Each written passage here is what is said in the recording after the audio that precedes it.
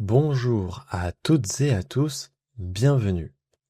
Bienvenue dans ce nouvel épisode. Avant de commencer, j'aimerais préciser que ce podcast est fait pour les personnes qui apprennent le français. Je parle lentement avec du vocabulaire simple. Mais attention, ce n'est pas une leçon, c'est bien un podcast. Parfait pour de l'immersion. Aujourd'hui, je souhaite parler de la difficulté à parler en français. Avoir les mots dans votre tête, mais ne pas être capable de les sortir. Par exemple, on vous pose une question simple. Qu'est-ce que tu as fait ce week-end? Et là, c'est le drame. C'est le silence dans votre tête. Vous connaissez la réponse, vous savez ce que vous avez fait ce week-end, vous avez les mots dans votre mémoire, mais les mots sont bloqués. C'est comme un embouteillage dans votre tête. Les mots ne sortent pas. La personne vous regarde, vous regardez la personne, vous faites un sourire gêné. Dans votre tête, il y a un petit panneau qui dit « Chargement en cours, veuillez patienter ». C'est une sensation terrible. Aujourd'hui, nous allons parler de cette fluidité et de ces blocages. Si vous aimez ces podcasts, n'hésitez pas à vous abonner. Si vous avez des recommandations, n'hésitez pas à me les dire en commentaire. C'est parti. D'abord, nous devons comprendre pourquoi nous arrêtons de parler. Pourquoi le silence arrive-t-il? Pour certaines personnes, il y a une peur. La peur de devoir toujours dire le bon mot. Mais c'est une erreur. Par exemple, vous pourriez vous dire « Non, ce n'est pas le bon verbe » ou bien « Non, ce n'est pas la bonne conjugaison » ou bien « Mince, mon accent est pas bon ». Mais ce n'est pas un problème. Le plus important est de dire quelque chose. Ne vous inquiétez pas de est-ce que c'est parfait ou non. L'important, c'est juste que l'on vous comprenne. La perfection est l'ennemi de la communication. Peut-être que vous avez également la peur du jugement. Vous pensez que chaque erreur est grave, mais la réalité est différente. La majorité des gens sont gentils. Ils veulent juste vous comprendre. Ils ne comptent pas vos fautes de grammaire. Beaucoup de personnes pensent que pour bien parler français, il faut parler vite. C'est faux. C'est totalement faux.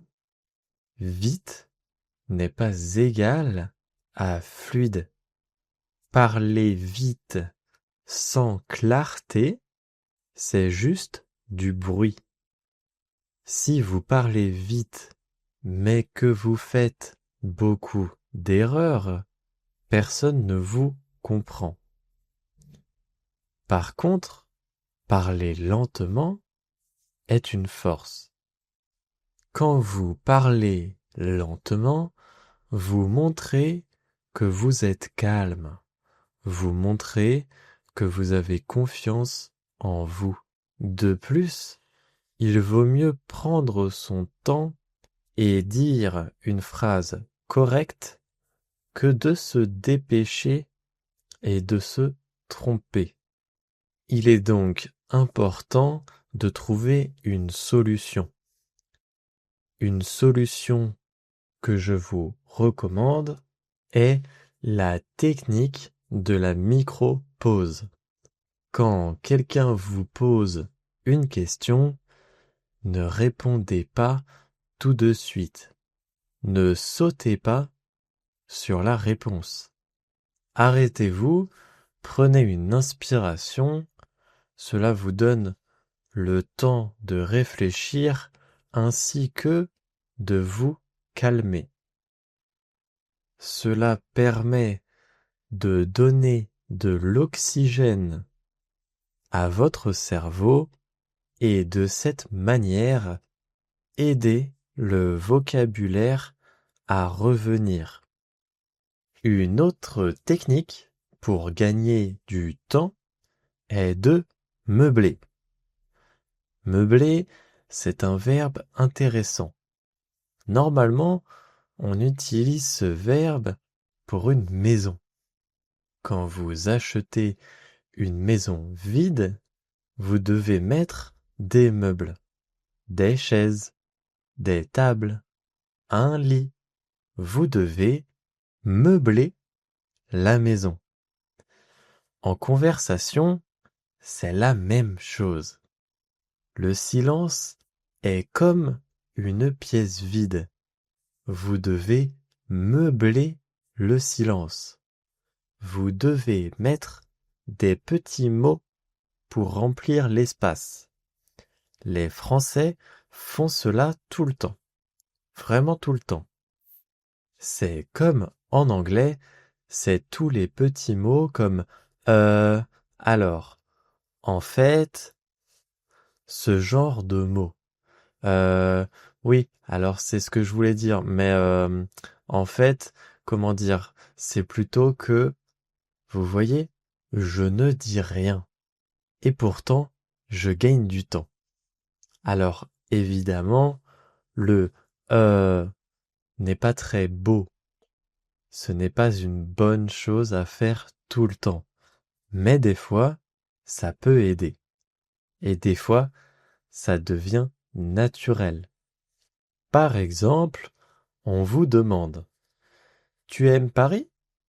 Vous pouvez répondre « Alors, oui, j'aime Paris. » Vous voyez, ça vous laisse du temps pour réfléchir. Il y a une autre technique. Lorsque quelqu'un vous pose une question, vous répétez un petit peu différemment cette question. Je vais donner un exemple, ça va être mieux. Par exemple, quelqu'un vous dit « Qu'est-ce que tu as pensé du film hier soir ?» Et là, vous pouvez répondre « Ah, le film d'hier soir ? Ce que j'en ai pensé, il était plutôt bien. » Vous voyez, j'ai répété la plupart des mots de la question. Ça marche dans beaucoup de cas. Ou bien, un autre exemple, tu veux manger quoi ce soir? Italien ou chinois?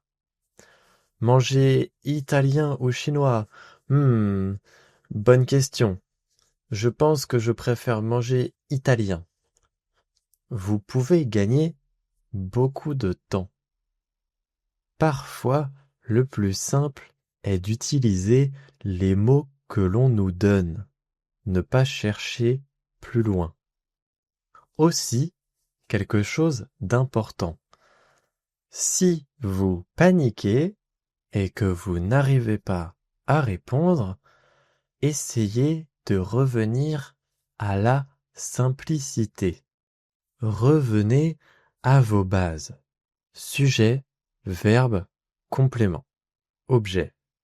Par exemple, je vais au magasin. J'aime le film. Il est gentil.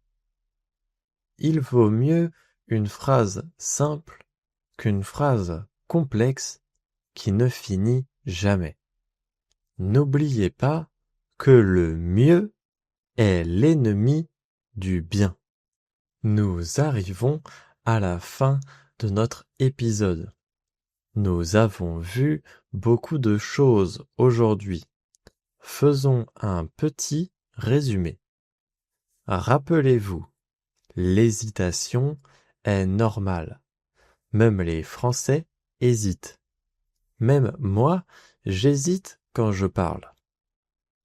N'oubliez pas, il vaut mieux être clair et lent que rapide et incompris. Une autre astuce, n'oubliez pas de ralentir, très important. Nous avons également vu le mot meubler, le verbe pour mettre des objets dans une maison. Mais ici, c'est remplir le silence avec des petits mots. N'oubliez pas de me laisser un commentaire si vous avez aimé ou bien si vous avez des suggestions ou des commentaires à me faire. Je vous remercie de m'avoir écouté et on se retrouve très bientôt. À plus!